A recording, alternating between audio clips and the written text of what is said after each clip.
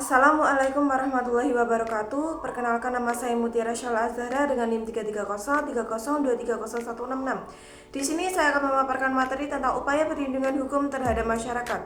Dalam sebuah negara hukum seperti Indonesia, perlindungan hukum bukan hanya kebutuhan, tapi keharusan. Setiap warga negara memiliki hak yang harus dijamin dan dilindungi, baik hak fisik seperti keamanan jiwa maupun hak non-fisik seperti mendapatkan pelayanan publik yang adil. Sayangnya, dalam praktiknya masih banyak tindakan pemerintah yang menyimpang atau merugikan rakyat. Disinilah peran hukum administrasi negara sangat penting, yakni mengatur bagaimana pejabat publik menggunakan kewenangannya agar tidak merugikan masyarakat. Dasar konstitusional perlindungan hukum. Perlindungan hukum terhadap masyarakat dijamin dalam Undang-Undang Dasar 1945, khususnya pasal 1 ayat 3 yang menyatakan bahwa Indonesia adalah negara hukum, dan pasal 28D ayat 1 yang menyebutkan bahwa setiap orang berhak atas perlindungan dan kepastian hukum yang adil. Dari dasar ini, lahirlah asas-asas penting dalam pemerintahan seperti asas legalitas. Semua tindakan pemerintah harus berdasarkan hukum. Yang kedua, asas kepastian hukum, tidak ada tindakan semena-mena. Yang ketiga, asas keterbukaan dan akuntabilitas. Masyarakat berhak tahu dan menggugat jika dirugikan. Yang keempat, undang-undang seperti Undang-Undang Nomor 30 Tahun 2014 tentang Administrasi Pemerintahan dan Undang-Undang Nomor 5 Tahun 1986 tentang PTUN menjadi instrumen melaksanakan prinsip-prinsip ini dalam kehidupan nyata. Bentuk sanksi administratif juga menjaga integritas pemerintahan. Dalam hukum administrasi, sanksi bukan hanya untuk menghukum pejabat yang melanggar, tetapi juga untuk melindungi masyarakat dan mencegah penyimpangan kekuasaan.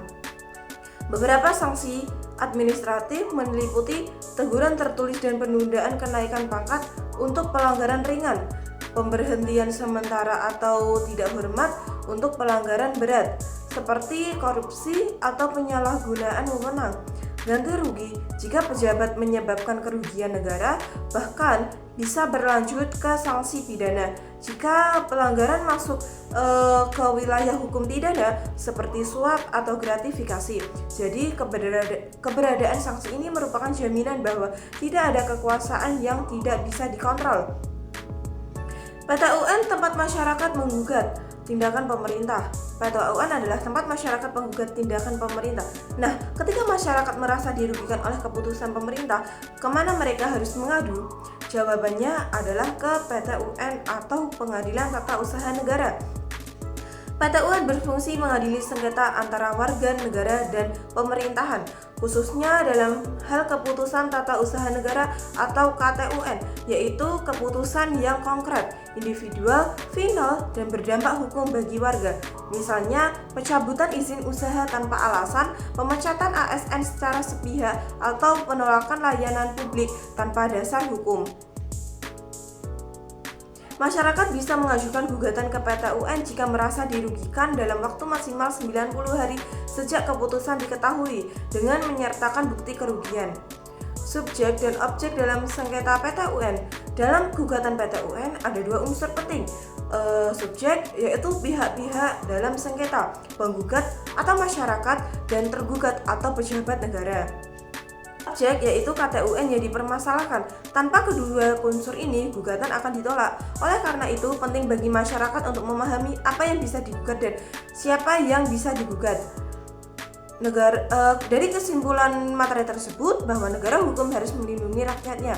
Dari semua pembahasan tadi, bisa kita simpulkan bahwa perlindungan hukum dalam hukum administrasi negara adalah wujud nyata dari prinsip negara hukum. Pemerintah tidak boleh bertindak semaunya, dan masyarakat memiliki hak hukum untuk menuntut keadilan. Sekian pemaparan materi dari saya. Apabila ada salah kata saya mohon maaf. Wabillahi taufiq wal hidayah. Wassalamualaikum warahmatullahi wabarakatuh.